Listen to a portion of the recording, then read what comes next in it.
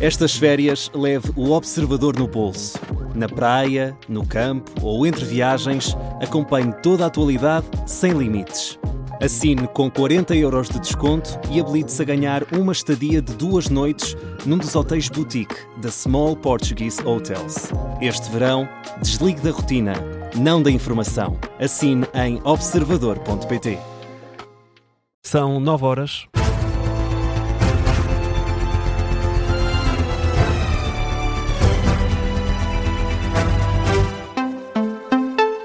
Jornal das 9 com o Miguel Gato. Começamos com a polémica do Ministro da Administração Interna. João Carvalho, amigo do empreiteiro de Luís Neves, esteve na posse de bidões com químicos que serviam para processar cocaína. São os dados revelados esta manhã pelo Jornal Público, além do caso do atrelado que viajou da PJ do Seixal para a empresa de João Carvalho, em Barcelos. O empreiteiro, amigo do Ministro da Administração Interna, teve contacto com químicos que serviam para a produção de estupefacientes. Maria Miguel Marques, agora aqui em estúdio, em direto. Que mais detalhes nos dá esta manhã o Jornal Público? Conta esta manhã que a PJ desmantelou na Lourinhã um dos maiores laboratórios de produção de droga em 2024. O atrelado apreendido na chamada Operação Pacoba tinha dezenas de bidões com acetona e outros componentes utilizados pela rede criminosa.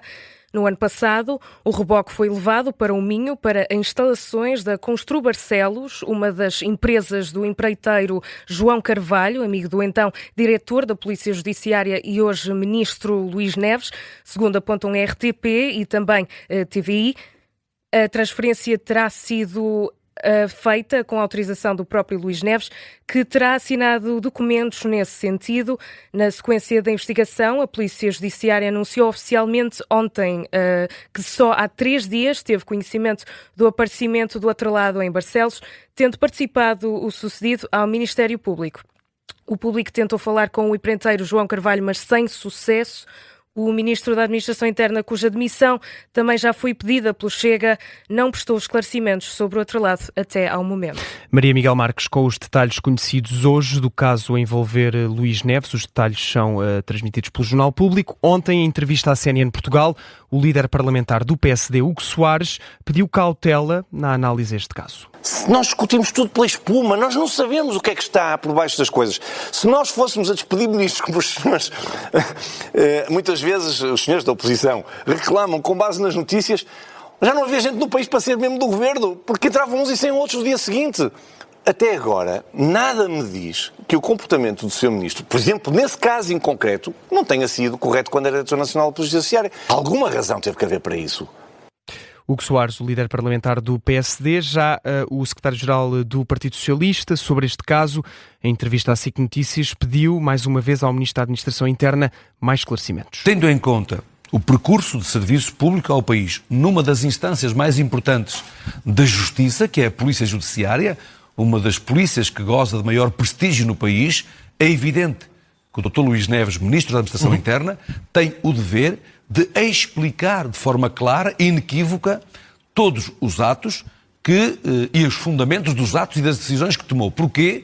Porque em circunstância alguma a autoridade do Ministro da Administração Interna pode estar maculada por quaisquer atitudes, decisões ou atos que firam a legalidade e que firam os procedimentos que são exigidos a quaisquer outros cidadãos.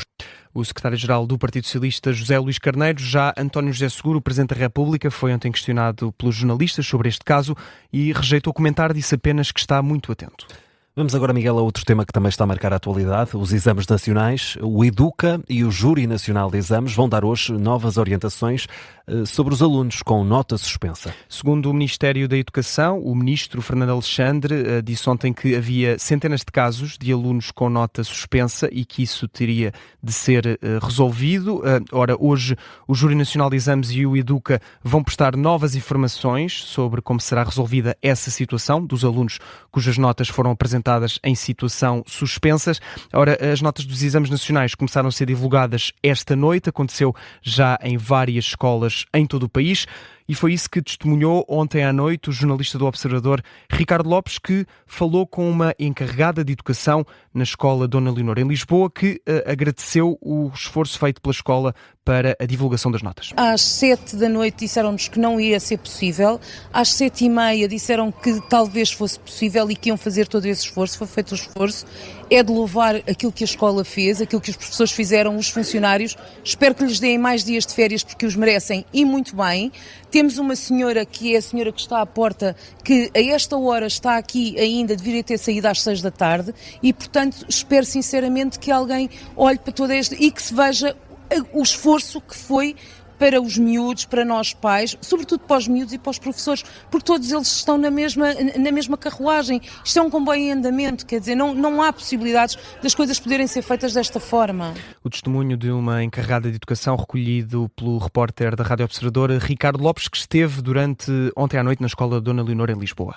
Entretanto, o Ministro da Educação agradeceu ontem aos professores e diretores escolares o esforço que fizeram para conseguir afixar as notas ainda durante a noite de ontem. Mas disse também que vai pedir justificações para saber porque é que algumas escolas não abriram ontem à noite. Foi o que disse Fernando Alexandre em entrevista à SIC. Hoje é um dia que as escolas sabem que as notas iam chegar, os diretores têm essa responsabilidade, têm a responsabilidade também de preparar as equipas. Aliás, eu durante o dia falei com imensos diretores e todos me transmitiram precisamente essa mensagem de que estavam ao serviço da escola pública, ao serviço dos alunos. Eu teria muita dificuldade em perceber, as famílias também, os alunos também, que pelo facto das notas chegarem às 7h30 não seriam lançadas. Pode acontecer, mas eu vou precisar da justificação do diretor e será pedida individualmente a cada um se isso acontecer. O Ministro da Educação a pedir responsabilidades aos diretores escolares, já questionado sobre a permanência no governo, depois do pedido de demissão por parte de alguns partidos da oposição e também de alguns sindicatos do setor. Fernando Alexandre disse estar de consciência tranquila e remete qualquer decisão para o Primeiro-Ministro Luís Montenegro. Já o Presidente da República admite que o processo de avaliação dos exames nacionais não correu bem, mas não adianta consequências políticas. Pelo menos para já. António José Seguro exige uma solução rápida para os problemas que afetam os alunos. A minha preocupação é que todos os que têm responsabilidade no processo possam contribuir para que rapidamente os problemas desapareçam e, sobretudo, os alunos e as famílias tenham acesso à classificação dos exames e das provas que prestaram. É muito importante que isso aconteça e que nenhum aluno fique prejudicado pelos erros que ocorreram. Declarações do Presidente da República à margem da inauguração do requalificado Museu da Gulbenkian em Lisboa. Já o secretário-geral do Partido Socialista diz que o Governo ignorou os alertas sobre o processo de digitalização dos exames nacionais e também não descarta uma comissão parlamentar de inquérito. Dezenas de operacionais continuam a combater a fuga de amoníaco que aconteceu esta madrugada no Porto de Leixões, em Matosinhos. Há para já, Miguel, um ferido a registrar. Foi o que disse a Proteção Civil da área metropolitana do Porto esta manhã à Rádio Observador. Esta fuga terá ocorrido na sequência de uma explosão que aconteceu no sistema de refrigeração de uma fábrica de gelo em Matosinhos, no Porto de Leixões.